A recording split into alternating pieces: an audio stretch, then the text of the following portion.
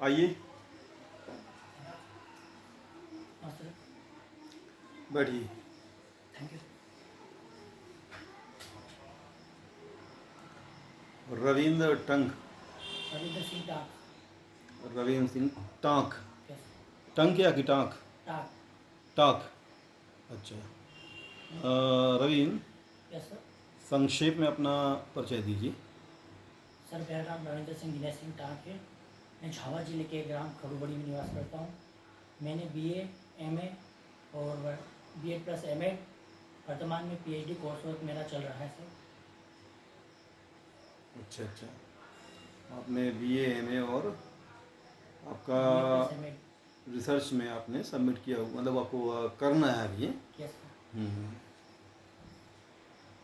जो आपका बीए है, इसके पहले आपने हायर सेकेंडरी किया होगा ना? Yes sir. तो हायर सेकेंडरी विषय क्या थे आपके?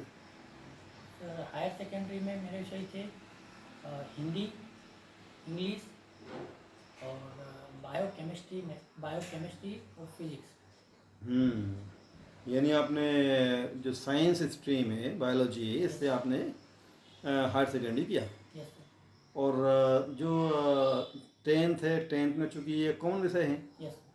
टेंथ करने के बाद में आपने भाई साइंस स्ट्रीम का चयन किया और आपने बायोलॉजी का चयन किया। यस। और सामान्यतः साइंस में जाने के उद्देश्य होते हैं। तो जब आपने टेंथ में टेंथ पास करने के बाद में जब आपने 11th में एंट्रेंस लिया, एडमिशन लिया, तो उस टाइम आपने इन विषयों का चयन क्या सोच के किया था?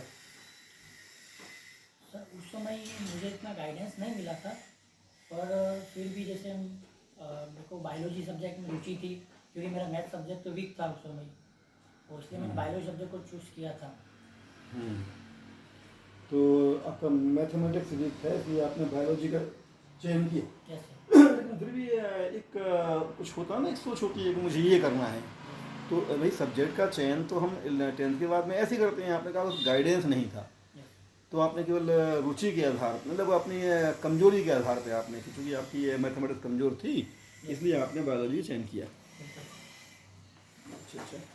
तो यानी आपके दिमाग में ये कुछ था ही नहीं कि मुझे 11th करने के बाद में कुछ इससे कैरियर या ऐसा कुछ, वो दिमाग में आपके नहीं था उस टाइम पर? नहीं सर, मेरे को बायोलॉजी सब्जेक्ट में ही करना था।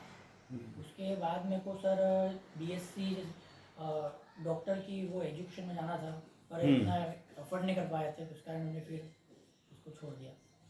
अच्छा अच्छा। तो जैसे बायोलॉजी लोग लेते हैं इसलिए क्योंकि उन्हें एक लगता है डॉक्टरी करना है, डॉक्टर में आना है। Yes sir. तो आपका भी हो सकता है कोई एक ऐसा उद्देश्य रहा हो कि मुझे डॉक्टर बनना है, था कोई ऐसा? Yes sir. था ऐसा।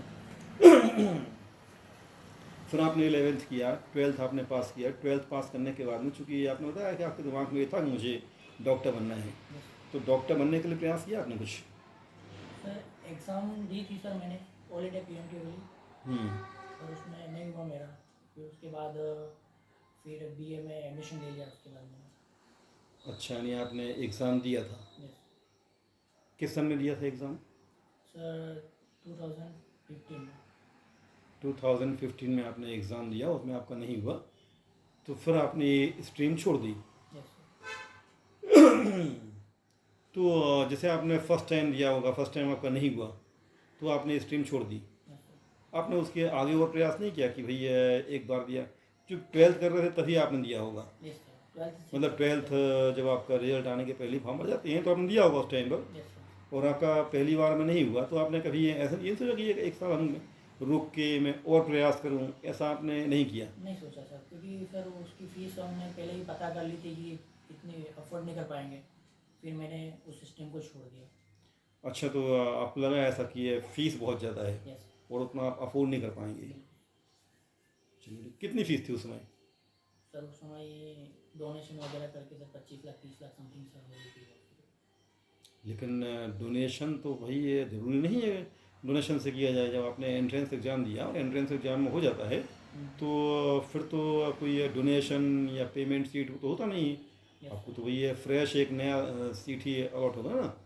तो आपको अगर प्रयास आपने किया होता तो आपको एक फ्रेश सीट अलॉट होती, तो शायद जो आप डोनेशन बोल रहे हैं इसका कोई मतलब समस्या आती ही नहीं। Yes sir.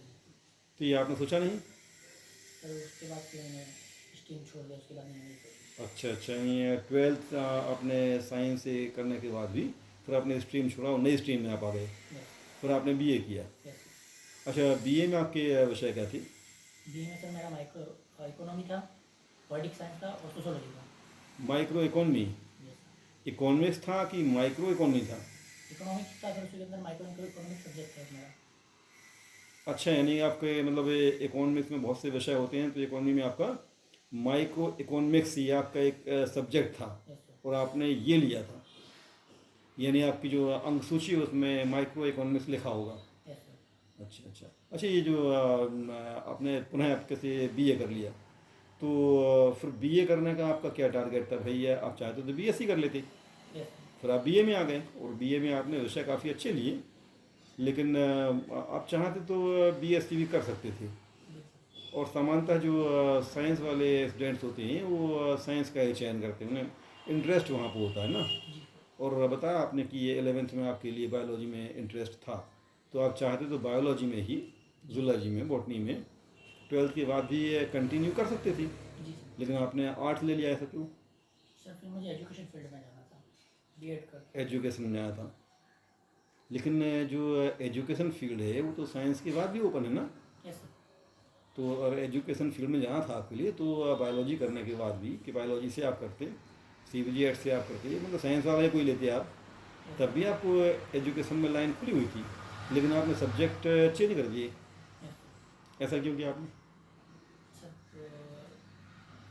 बीए का कोई सब्जेक्ट जैसे कि बायोलॉजी सब्जेक्ट से मुझे इतना अच्छा लगता था, पर उसके बाद जो बीएससी होती थी उसके अंतर्गत सर मुझे वो डीप उतना नॉलेज नहीं था, तो फिर मैंने बीए करने का फैसला किया। लेकिन मान लीजिए आपने कहा कि भैया डीप नहीं था और एजुकेशन में आपको जाना है, तो एक एजुकेशनिस्ट या टीचर बनने के लिए अनिवार्य है कि आदमी के लिए डीप नॉलेज हो। यस तो यदि आप लेते साइंस तब भी आपको डीप में जाना होता, यस। और आपने मान लो आर्ट्स लिया तब भी आपको डीप में जाना होगा, जी सर।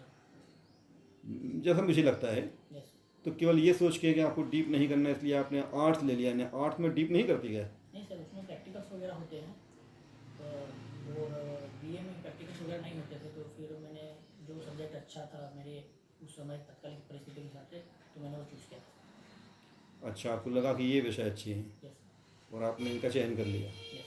तो केवल ये देख के कि मतलब ये विषय मुझे अच्छा लग रहा है, ये देख के आपने अपनी स्ट्रीम चेंज की, या भविष्य में कोई आपकी कोई प्लानिंग या कोई आपका भाई स्ट्रेटजी ऐसी कुछ रही होगी, करियर ओरिएंटेड कोई आपकी सोच रही होगी, तो ऐसा कुछ था क्या? सर उस समय तो ऐसा कुछ नहीं था सर, हाँ, बाद में जैसे सर। एजुकेशन तो है ही। Yes sir. अब एजुकेशन में और भी होता ना कि आप चाहते हैं, कई फील्ड होती है, तो केवल एक फील्ड तो हम देखते नहीं हैं, तो कुछ ऐसी वो प्लानिंग थी क्या? सर ऐसी कोई प्लानिंग नहीं थी उस समय, बस जैसे बीए किया उसके बाद फिर एमए कर लिया था, उसके बाद फिर मतलब केवल एक एजुकेशन ही, बस एजुकेशन ही। और आपने सोचा कि हम बीएड करेंगे, बीएड करने के बाद में एजुकेशन में आऊँगा। Yes sir. ठीक है, तो बीए करने के बाद में आपने बीएड किया? नहीं सर, मैंने एमए किया। अच्छा, नहीं, बीए करने के बाद में आपका प्लान था बीएड करना है, लेकिन आपने फिर एमए किया, यस सर। और एमए आपने हिस्ट्री में किया, यस सर, एमए हिस्ट्री किया। और एमए हिस्ट्री करने के बाद में आपने बीएड किया, बीएड प्लस एमएड इंटीग्रेटेड किया। बीएड प्लस एमएड किया हुआ है। अच्छा, तो जैसे मान लो आपने एमए हिस्ट्री किया, इसके बाद में आपने बीएड किया, यस सर। ये बताइए बीएड की जो डिग्री है, ये बीएड क्या है? मतलब कोई एजुकेशन फील्ड का है या कि ये क्या है ये? सर बीएड 2 साल का एजुकेशन फील्ड में डिग्री होती है सर। हम्म, और ये बीएड है क्या वास्तव में? इसका क्या महत्व है, क्या इम्पोर्टेंस है, क्या पढ़ाते हैं इसमें? सर ये एक डिग्री है सर, इसके द्वारा जो स्कूलों में टीचर्स होते हैं उसके लिए अलग से एग्ज़ाम्स होती है, और इसके माध्यम से हम टीचर बन सकते हैं। अच्छा, तो ये बीएड देखा हुआ आपने, एक नई शिक्षा नीति के तहत अब ये अनिवार्य कर दिया गया है कि कोई भी एक आपको बीएड जैसा कोई भी बीएड है, बीटीएस है, या कोई डीएड है, ऐसी डिग्री भी अनिवार्य है एजुकेशन में आने के लिए। तो ऐसा क्यों किया गया है? सर उसके उस सब्जेक्ट्स में, जिस सब्जेक्ट्स में जो शिक्षक है वो एक्सपर्ट है ही नहीं है, उसको देखने के लिए भी सर उसके लिए 2 पात्रता परीक्षा भी दी जाती है, और 2 पात्रता परीक्षा पास करने के बाद वो उस सब्जेक्ट में माहिर है, हम्म, तो उसको तो सर वो कर सकते हैं, योग्यता क्या है। तो मतलब जो सब्जेक्ट पढ़ाना है उस सब्जेक्ट में महारथी देखने के लिए बीएड एग्ज़ाम होता है। यस सर, उसके बाद एग्ज़ाम जो होती है अच्छा, आपने बीएड जब कर रहे थे आप, तो बीएड में क्या पढ़ा आपने? सर, चाइल्डहुड और रिसर्च वाला टॉपिक्स थे सर, हम्म, और मेरा सब्जेक्ट हिस्ट्री का था और इकोनॉमी का उसमें एड था। अच्छा अच्छा। अच्छा बताइए, जैसे ये नई शिक्षा नीति में अनिवार्य हो गया कि ये बीएड या ऐसा कोई और कोई जो कोर्स है, ऐसा करने के बाद ही स्कूलों में शिक्षक भर्ती होनी चाहिए। Yes sir. बताइए आपके लिए आपको क्या लगता है कि ये जो निर्णय लिया गया, ये प्रावधान किया गया है, ये प्रावधान सही है? इसके कुछ फ़ायदे हैं? ऐसा होना चाहिए या नहीं होना चाहिए? तो बिल्कुल होना चाहिए, क्योंकि आप किसी सब्जेक्ट्स में पकड़ रखते हो और आपको कोई एग्ज़ाम लिया जाता है और आप उसमें पास नहीं होते हो, तो फिर ये तो गलत है।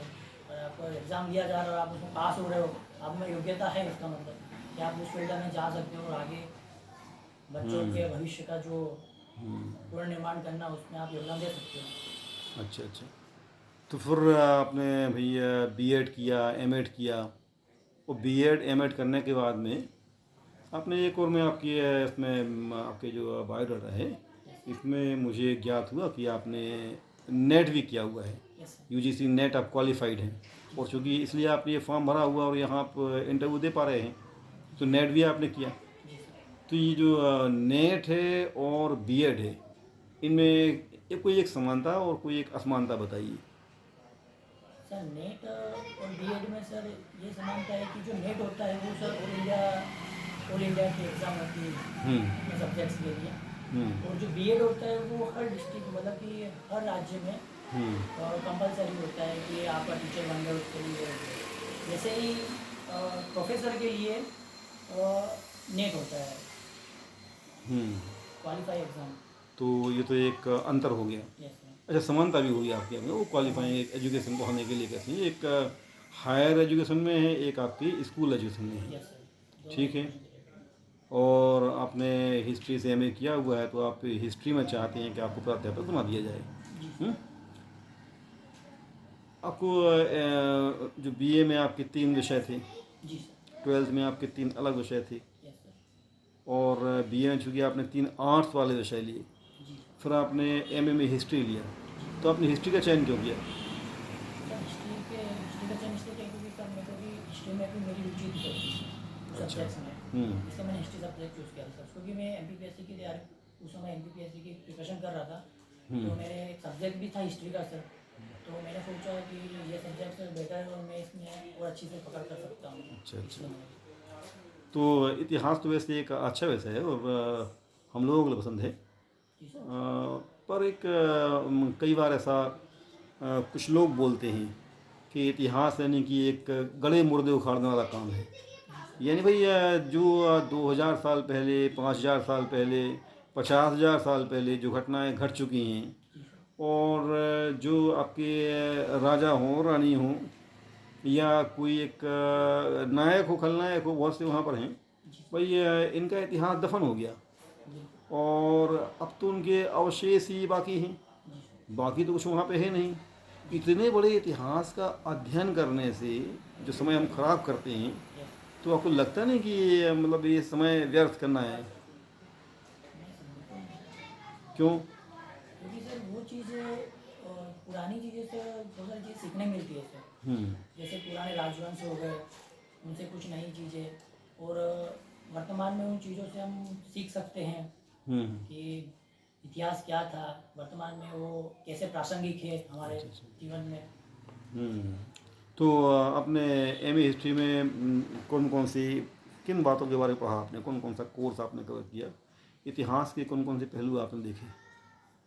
एमए इतिहास में सर मैंने एंशिएंट वाला पार्ट देखा सर, उसके बाद सर उसमें पर्यटक एक 20वीं सेंचुरी वाला था, और उसमें एक सब्जेक्ट था सर टूरिज्म हिस्टोरिकल वाला था, और एक वुमन इन इंडिया पर सब्जेक्ट था मेरा। अच्छा अच्छा।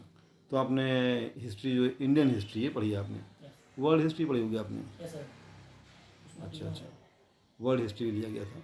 यस। अब बताइए, वर्ल्ड हिस्ट्री में और इंडियन हिस्ट्री में आपको सबसे ज़्यादा पसंद कौन सा एक वंश कहा जाए या राजा कहा जाए, कौन पसंद है आपके लिए? सर मुझे मोस्टली सर समुद्रगुप्त। समुद्रगुप्त यानी इंडियन हिस्ट्री से। Yes sir. और वर्ल्ड हिस्ट्री में कोई ऐसा कोई किंग हो, राजा हो, जो आपको लगता हो कि ये आपको बहुत ही चार्मिंग होता है, आप उसके बारे में ज़्यादा पढ़ना चाहते थे और आपने पढ़ा भी हो, ऐसा कोई है? Napoleon sir. नेपोलियन। यस तो नेपोलियन के बारे में आपने बहुत मतलब पढ़ा, आपको इंटरेस्ट वहाँ पर। बताइए, नेपोलियन राजा था या नहीं? शासक था सर नेपोलियन। शासक था। योग्यता थी उनमें। तो राजा था क्या वो? शासक। किंग बना क्या वो? तो किंग। यस सर, वो अपने अपने योग्यता के आधार पर था। अच्छा अच्छा, अपनी योग्यता के आधार पर। और नेपोलियन आपको पसंद बहुत ज़्यादा है, आपने कहा किंग बना वो, है कि नहीं? कहाँ का था ये? फ्रांस। फ्रांस का था। अच्छा बताइए, जो नेपोलियन है उसने फ्रांस में जो सत्ता है, सत्ता की बागडोर कब संभाली? सॉरी सर, अभी रिकॉल नहीं कर पा रहा अच्छा अच्छा। चूंकि वो राजा बना, हूँ। Yes sir. उसने ताज धारण किया। Yes sir. और जो नेपोलियन के जीवन के बहुत से पहलू ऐसे हैं कि पूरा विश्व उसके बारे में पढ़ता है, जानना चाहता है और काफ़ी रुचि आती है। बताइए, जब नेपोलियन ने अपना ताज पहना तो उस ताज पहनने के समय कोई एक उसका उद्धरण, कोई उसका कोटेशन काफ़ी फेमस है। बताइए कौन सा कोटेशन था वो? सर वो कोटेशन था कि यह जो ताज है, हम्म। ये मैंने मेरे योग्यता के बल पर धारण किया है। धूल में पड़ी चीज़ को मैं अभी प्रॉपर रिकॉल नहीं कर पा रहा हूँ सर। अच्छा अच्छा अच्छा। अच्छा, ये जो नेपोलियन के पहले फ्रांस में किसका शासन था? नेपोलियन को सॉरी सर। अच्छा, ये जो फ्रांस में आपका चूँकि बदलाव जो होता है कि एक परिवर्तन का युग 1789 से मानते हैं, तो 1789 से लगभग 97 98 तक कोई एक समूह शासन कर रहा था। यह समूह के हाथ में एक सत्ता थी, उस समूह का नाम क्या था? Sorry sir. डायरेक्टरी का शासन पढ़ा आपने? सर डायरेक्टरी में कौन कौन लोग, प्रमुख लोग कोई है, 2 या 3 नाम बताइए आप। तो सभी रिकॉल के बाद। अच्छा अच्छा। अच्छा, तो ये नेपोलियन है, नेपोलियन ने एक कोटेशन उसका बहुत ही फेमस है कि नाशपाती अभी पकी नहीं है। कि ये नाशपाती पकी नहीं है उसने किस संदर्भ में कहा था? अच्छा, तो ये जो नेपोलियन है, नेपोलियन का जो अंत है किस युद्ध से हुआ? वाटर। वाटरलू का। तो जो वाटरलू का युद्ध है ये 1815 में हुआ। बताइए, नेपोलियन के खिलाफ वाटरलू के युद्ध में कौन कौन सी शक्तियाँ थीं? सर ब्रिटेन हम्म। और उसके जो सहयोगी देश थे वो सभी। उनके नाम? ब्रिटेन के बाद सर एक अच्छा अच्छा मोस्टली अच्छा। मोस्टली ब्रिटेन था। और जो नेपोलियन है इसका अंत कहाँ पर हुआ? वाटरलू के निशान पर याद नहीं कर पा रहा अच्छा, वो जो सेंट हेलेना का नाम सुना आपने? हूँ। हाँ सर। Saint Helena. अच्छा अच्छा। अच्छा, तो ये नेपोलियन का जीवन आपने, चूँकि आपको बहुत ही पसंद है वो, तो नेपोलियन के इतिहास को पढ़ने के बाद में आपने क्या महसूस किया कि आपको क्या सीख, कोई एक नया कोई मार्गदर्शन है, कुछ ऐसा मिला हुआ आपके लिए या किसी और को मिल सकता है, क्या मिल सकता है? सर नेपोलियन को पढ़ने के बाद ऐसा है कि आपके अंदर योग्यता है तो आप उस चीज़ को उस चीज़ में आगे आओ और बताओ कि आप हम कर सकते हैं इस चीज़ को। अच्छा अच्छा।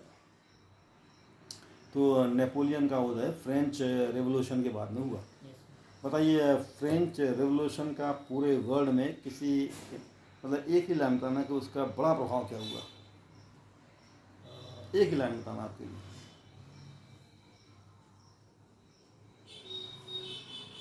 सर मैं रिकॉल नहीं कर पा रहा हूँ पर जहाँ तक मेरे को याद है सर, फ्रांस में अच्छा अच्छा। अच्छा, ये जो फ्रेंच रेवोल्यूशन है, इसके कुछ शब्द ऐसे हैं जिन शब्दों का प्रयोग भारतीय संविधान की ये प्रस्तावना में किया गया है। यस तो दुनिया के कई देशों के संविधान में किया गया है, कई देशों में ये शब्द बोले जाते हैं। बताइए वो 3 शब्द कौन से हैं? सर, 3 शब्द याद नहीं आ रहे। लेकिन मैं आपको हिंट दिया कि ये भारतीय संविधान की प्रस्तावना में इनका उपयोग किया गया है, मतलब वहाँ दिए गए हैं ये word. Yes sir, sorry sir. अच्छा अच्छा। जो फ्रेंच रेवोल्यूशन है इसमें आपके फ्रेटर्निटी, इक्वलिटी, ये वर्ड आपने पढ़े होंगे। Yes sir. हम्म। चलिए, जो आपका नेपोलियन है उसका तो अंत हो गया, जी। लेकिन फ्रांस में क्रांति किसी राज्य शासन के दोबारा जन्म होने को नहीं हुई थी। वो तो हुई थी एक जनता की सत्ता से स्वाधीनता, लिबर्टी, जी। इसके लिए हुआ था। लेकिन सामान्यतः फ्रांस दोबारा कैसे हैं आपकी उसी सत्ता के जाल में पुनः उलझ गया। जी सर। इसके क्या कारण थे? सर मैं रिकॉल नहीं कर रहा हूँ। चलिए ठीक है, जैसे इतिहास में है, मान लो इतिहास में आपका चयन हो जाता है, यस सर। तो जब आप इतिहास पढ़ाएंगे जी। अपने विद्यार्थियों के लिए, तो आपको एक सिलेबस दिया जाएगा, और वो सिलेबस क्या है आप क्लास में पढ़ाएंगे, उससे बच्चों के नंबर भी अच्छे आएंगे। पर आप अपने इतिहास अध्यापन में जी सर। किन बातों पे जोर देंगे कि मतलब इतिहास के साथ क्या है, इतिहास के जो तथ्य हैं, तथ्यों के साथ में विद्यार्थियों के पास में ये भी जाना चाहिए, तो आप क्या देना चाहेंगे? सर एक तो मोटिवेशन, हम्म, और जो चीज़ कर रहे हैं उनके प्रति उनको बताना कि ये इंटरेस्टिंग सब्जेक्ट है वगैरह करके कुछ कहानियाँ के माध्यम से बताना चाहूँगा। ठीक हो, तो आपका तरीका हो गया। यस। लेकिन इतिहास जब पढ़ाते हैं, कोई भी विषय पढ़ाते हैं, तो शिक्षक अपने जो एक अवधारणात्मक सोच होती है यस। जो वो उस विषय के साथ में अपने विद्यार्थी को देना चाहता है, तो आप क्या देना चाहेंगे? Sorry sir. अच्छा अच्छा। चलिए, भारतीय इतिहास भी आपको पसंद होगा मेरे ख्याल से। यस। भारतीय इतिहास में आपने कहा समुद्रगुप्त, यस। ये आपके लिए पसंद है, और चूंकि आपने उससे ही मिलता जुलता एक व्यक्तित्व जो आपके विश्व इतिहास में है, नेपोलियन, इसका नाम लिया आपने। Yes sir. तो जो कहते भी हैं भारत का नेपोलियन, ठीक है, कौन है? समुद्रगुप्त हैं। तो जो भारत का नेपोलियन, तो भारत का नेपोलियन समुद्रगुप्त यस किसने कहा था ये?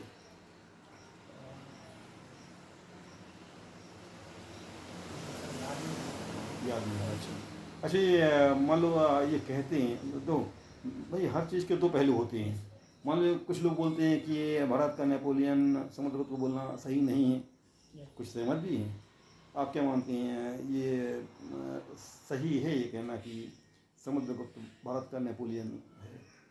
हाँ सर, सही है सर, क्योंकि सर समुद्रगुप्त ने नौ नौ आर्यभट्ट और भारत दक्षिणावर्त साम्राज्य में विस्तार किया था। उसके बाद उसकी बहुत सारी नीतियाँ थी सर, ग्रहण मोक्ष ग्रह, जीत कर राज्य उनको वापिस सौंप देना, मतलब कि इस माध्यम से कहा गया है सर उनको।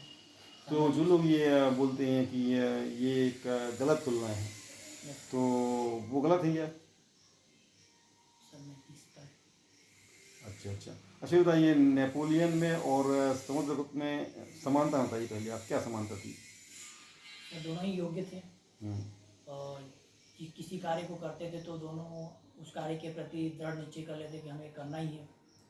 और शासन की जो नीति थी उनके प्रति वो दृढ़ थे। अच्छा, नेपोलियन और समुद्रगुप्त, इन दोनों में से किसे आप मानेंगे कि ये पूर्ण व्यक्तित्व था और इसलिए था? समुद्रगुप्त। पूर्ण व्यक्तित्व, और क्यों था, क्यों मानते हैं आप ऐसे? क्योंकि सर वो तात्कालिक समय की जो परिस्थितियाँ थी उसके अनुसार उन्होंने जो भी कार्य किए वो सही थे। अच्छा अच्छा। अच्छा, जैसे वो तो कहा कि नेपोलियन था, बताया आपने, उसने युद्ध किए यस सर। और युद्ध में वो जीता भी, यस है कि नहीं? मतलब केवल जीता ही है वो। और युद्ध नेपोलियन ने भी की, सर। Yes sir. नेपोलियन भी जीता, हारा भी है वो। लेकिन ये तो एक आपका जो एक पहलू हो गया, कि युद्ध करना, केवल युद्ध करना, ये इसके आधार पे किसी व्यक्ति के लिए या व्यक्तित्व के लिए हम श्रेष्ठ नहीं कह सकते, केवल युद्ध करने का। यस तो जो समुद्रगुप्त है उसमें इस विशेषता के अलावा, नेपोलियन की इस विशेषता के अलावा ऐसी कौन सी अन्य विशेषताएं थीं जो समुद्रगुप्त में थीं लेकिन नेपोलियन में नहीं थी? सर वो वीणा बजाने में बहुत एक्सपर्ट थे समुद्रगुप्त। उसके अलावा सर वो शासन तंत्र, उनके जो दरबारी थे सर, जो भी कवि वगैरह, उनके साथ बैठकर से सर गंगोटियाँ वगैरह करते थे। तो उसके अलावा सर कवि सुनाने को करता हूँ। अच्छा अच्छा। नेपोलियन ने बताया आपने कि भैया आर्यावर्त में, दक्षिणावर्त में, है कि नहीं, 9-12 राज्यों का विजय अभियान चलाया, और जो पश्चिम उत्तर में भी 5 राज्यों जीता हुआ था। लेकिन दक्षिण में जब उसने अपना विजय अभियान चरम पे पहुंचा तो कुछ छोटे छोटे राज्यों को उसने छोड़ दिया था, यस सर। वहाँ पर वो नहीं गया। वो कौन से राज्य थे और क्यों उसने छोड़ा उनके लिए? सर मेरे को नहीं पता। अच्छा अच्छा। लेकिन ये तो है कि साउथ इंडिया में कुछ राज्यों को उसने छोड़ दिया था, बिल्कुल। है नहीं? चलिए ठीक है।